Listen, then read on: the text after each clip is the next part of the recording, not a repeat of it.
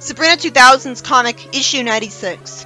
So we get bored seeing the council have a discussion about what to do about the monsters. What's to discuss? Just warp the monsters to you and kill them. So the green dress lady wants to enact a curfew, which would keep the rebellion from meeting after hours, even though the charm schools all take place at night. The only way they could enforce a curfew is to put all the witches under surveillance during the curfew, because obviously otherwise they would just teleport to where they want to go regardless of the rule. Celeste agrees to the curfew. Shinji thinks he'll be able to hold meetings anyways because they can't patrol the entire other realm at once.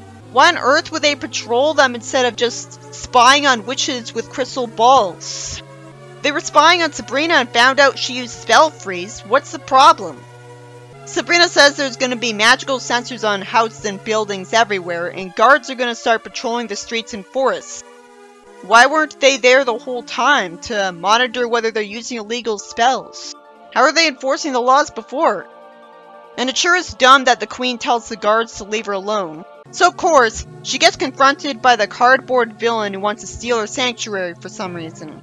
Why doesn't he just achieve what he wants instantly if he's omnipotent? I have a question. Why didn't he just brainwash her into giving everything she asked him? Why didn't he brainwash her so that she couldn't plan against him? Why would she have free will at all if he's that powerful? I guess if she had no free will to oppose him, it'd become too obvious eventually that she was always voting the same way he is, and he thinks he needs to be subtle to get this far. Can't they zap up an exact copy of her sanctuary? Sabrina's portal fizzles away when she tries to make it, even though she's omnipotent. And she's mad at her aunts for still having a magic barrier around the house when she's not corrupted anymore. These characters are awful. I'm skipping their scene. Hilda doesn't get punished, so whatever. Sabrina manages to get to Landra because she's somehow allowed to go outside by Hilda anyways. Landra hates not being able to contact her boyfriend. Hilda put a barrier in between the realms, but Sabrina doesn't want to use the dark end of her wand to break past the barrier. Then Landra says they can use the root system to travel to the other realm just fine, even though it's a completely different universe. And the whole point of it was that it was traveling through the ground. Shinji's with Landra's boyfriend, and he put a cloaking spell on the stuff inside his headquarters. Sabrina gets told off, with recap wasting her time. Landra wonders if the members have a better meeting place, the original one that the council never found, even though they found out Sabrina used spell freeze. You'd think they could just use magic to probe the minds of the arrested rebels and find out where their meeting place is.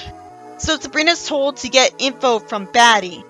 Hilda's told that the barrier between realms are wanted to be up at all times, but she thinks that'd be ridiculous because it'd prevent thousands of witches who work and live in the mortal realm from entering the other realm for any reason. And she thinks it wouldn't be fair to treat her people like prisoners. The queen says they'd be safer that way. Well, that scene was pointless. Eventually, Sabrina reaches Batty. He gives her an F for this week for non-attendance. And he doesn't care that it's been hard for her to come here because of the curfew. He says that the original Blades in him are sworn to secrecy and kicks them out, wanting them to find the answers. So that scene was worthless too. It's bad when entire scenes should be reduced to only one panel. Sabrina wastes time showing Landra the whole filled pirate ship, where she puts on a lion mask and turns into one briefly. They also find flying carpets here. The story ends with them not knowing what's up with the pirate ship. I get to Salem's, because it's fiction, so it has to be connected to one of the main characters who had a pirate ship, when it'd be a lot more likely that it would be a different pirate ship. Sabrina 2000s comic issue 97. There's a lot of pointless padding in this story too. Shinji wastes my time saying he gives up on the resistance when it's so obvious that it has to be temporary and that's out of character. So whatever. The guy who was completely obsessed with it and had a one-track mind about it for dozens of issues would totally make this decision. Sabrina eventually tells him that she found something that might help. Zelda doesn't want to listen to everything Sabrina has to say about English class. Salem says there's something weird about Zelda lately. She goes to the pet store almost every day, which is weird, but doesn't let Salem go with them. And half of the time, she doesn't come back with cat food. So they decide to follow her, while somehow being too stupid to simply being visible the whole time. when that's common sense. Somehow Salem has to talk her into looking into the pet store. Zelda's flirting with Atticus when there's plenty of other fish in the sea because he's just a regular guy now. And Sabrina thinks it's cute. I'm guessing he's gonna get his memory back somehow. I mean, that would have been too predictable because he said he'd remember with every fiber of his being. It would make no sense for him to get his memory back. It would be surprisingly lighthearted if he never got his memory of that back. But at that point, it would make the scene pointless and out of character. Also, I'm pretty sure he was squeezing juice the last time we saw him. I guess he had two jobs. Sabrina eventually gets told in the padding scene to look in the forests of her mind for answers. She says root system on the phone in front of Hilda. Why did she mention that? Wasn't it obvious they'd do that again when they'd meet up with Shinji?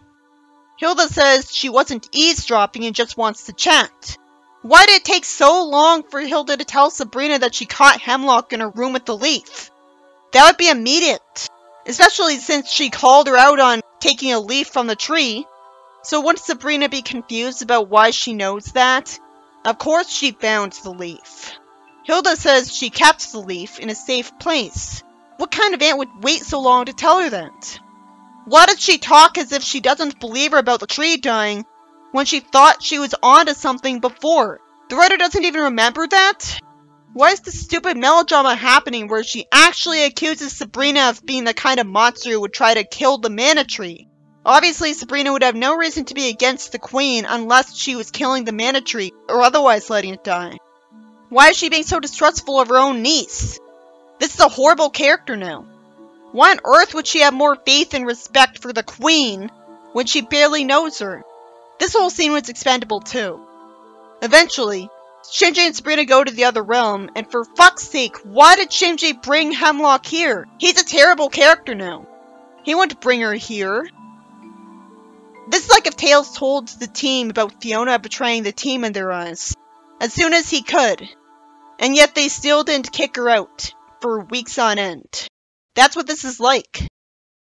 Shinji's amazed at seeing the masks and stuff and hugs and thanks Sabrina. Why would they care? Can't they just cast a spell to turn to lions or something without using the masks? Hemlock says this stuff could totally be cursed and they can't take any risks. She'd have every reason to say that if she's a traitor. Shinji has no reason to trust her. She said that she liked taking risks. She looks at the pirate ship sail and suddenly says that this is her mother Nocturna's ship and they can't have her treasure. This comes out of nowhere. Nocturna's from 1,000 years ago. It's so unlikely that she'd be her mother and not her ancestor. It could have so easily been that she wasn't related to Nocturna. In fact, it's completely forgettable that she is. Hemlock refuses to help Shinji for some reason, and monsters show up, and Sabrina fights the monsters. She tells her friends to go and uses magic to get back to the forests of her mind with the queen. Somehow, she doesn't need magic to come to this magical place. Bullshit.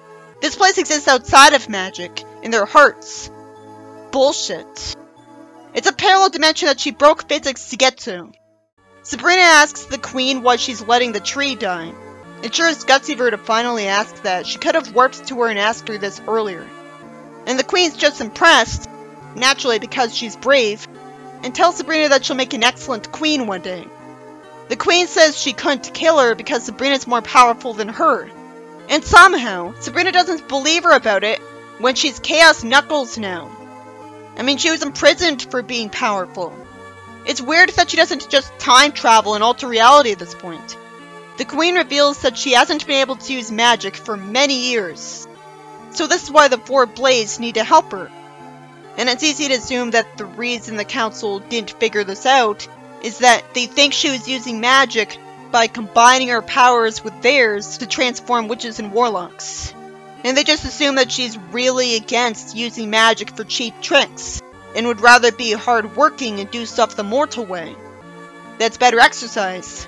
So I guess it could make sense that no one's questioned that she hasn't used magic on her own for a very long time. They just assume she uses it without anyone seeing. But couldn't she have just surprised Boss Blank with the knife? He kept showing up to her so many times. She could have hugged him and surprised him with it.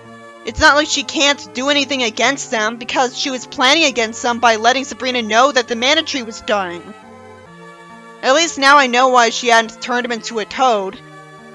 I really wish I had been told this from the start. But of course now I have to assume that the reason she was able to create a portal to get Sabrina to the floating island the first time is that either she used the magical artifact, or she hired someone else to do it. Sabrina 2000s comic, issue 98. Celeste explains to Sabrina that she used to have a masked friend in the forest, and she was elected queen when she was still very young. She brought about an era of peace. She thought that he came back into her life, and she totally bought that the bad guy was that little forest sprite.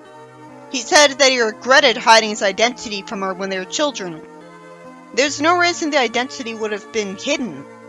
They're already witches. Why would someone need to hide what specific kind of supernatural being they are from a witch? Witches can shapeshift. Of course it was possible that he was lying, but she was just desperate to believe she had gotten her only friend back. It better be explained that he used magic to find out about her old friend, like read her mind, because otherwise, how would he know to do this? Only she knew she was friends with that guy. I guess she respected his memory too much to just summon a brand new version of her old friend. He had the soul stone from past travels, conveniently. So he used it to steal her magic after pretending to be in love with her. We should really be told how he found the soul stone, but it's hard to take seriously if I don't know how he got the soul stone. He's just a generic cartoon villain who wants to take over the world. And it's right it takes so long to call him by his first name. He thinks that because the people will fight back, he should get power from the mana tree, with her magical fingerprint. But somehow, the mana tree has too much magic for one person to take all at once. Huh? So the tree was dying just because he kept taking only a little bit of it at a time. The queen was too scared to tell anyone. Couldn't she have just sent someone a note? Like Sabrina got away with doing to Shinji about her revolution? She could have sent a mass email to the council, or a telepathic message with a magical artifact. The whole council could have teamed up against him. This would have been resolved a long time ago.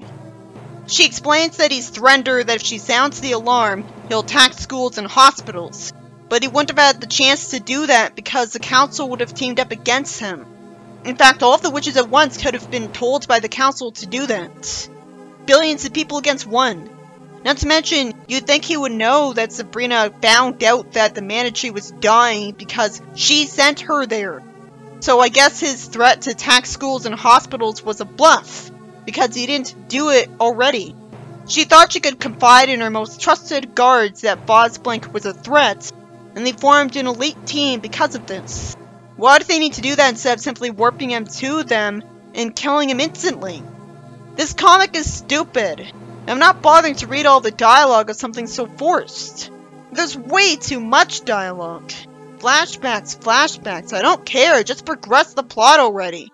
It's confusing that Vosblink is talking to the Sabrina of Defense. I thought he was one of the council members that was brown colored, because wasn't that the color of the guy who tried to erase Sabrina's memory? I thought Vosblink was on the council because he's always with Celeste and he wants power, and his white form looked so ridiculous that I naturally assumed that he just shapeshifted and it was just a disguise. This comic's just needlessly confusing. I've always been desperate for this arc to end. Serious story arcs just can't work for the Sabrina series. Sabrina tells her that she's gonna go straight to the people and tell them the truth, as opposed to warping Vosblink to her and then stabbing him. Finally, Shinji believes and trusts Sabrina again. She reassures him that his parents would still be proud of him, and of course, his brother's in. Shinji hugs her and thanks her. Barth hugs her, with his army agreeing to join her now that they know the truth. Sabrina told her aunts the truth behind everything. Hilda's horrified, but she says that while she wanted to destroy the mana leaf, she couldn't. Why would she want to destroy evidence against the queen? Why have any loyalty to her at that point? Sabrina has to tell her for some reason that go figure she can't get away with telling the council because the council would just turn on her and start an army of their own. Zelda talks Hilda into doing the right thing. Why did the scene have to drag on for so long? Sure is inconvenient that the council wouldn't just believe Hilda, even though they have Celeste backing her up. Hilda tells her to get the elementals in the valley to help fight the bad guy, instead of just summoning the elementals. You'd think a witch could just summon as many people as she'd want. This arc is just desperate to not end already. But it could do that and then just keep having episodic stories. Sabrina and her friends go somewhere and get told to get off someone's property. Then the bad guy tells Sabrina's bitchy ex-boss that one of the council women is a member of the Four Blades, and she thinks he's a good future seer from the past. What took so long? For issue 96, the Magic Council enacts a curfew, but Landra finds a way around it because she can somehow warp to another universe through the root system. That's it. So this story was about Sabrina taking her friends to the pirate ship after a whole bunch of worthless scenes. And for some reason there's completely forgettable conflict where Hemlock doesn't want her friends to take the masks because apparently her mother was nocturnal of all people. And then Sabrina warps to the force of her mind. The queen has to be coming here with a magical artifact because she doesn't have powers anymore apparently. Which she finally tells Sabrina. If she was comfortable with telling Sabrina that the mana tree was dying, why didn't she tell her this too? Leave a note there for her. Issue 98 is about Sabrina finally telling her aunts the truth that the queen could have told her immediately.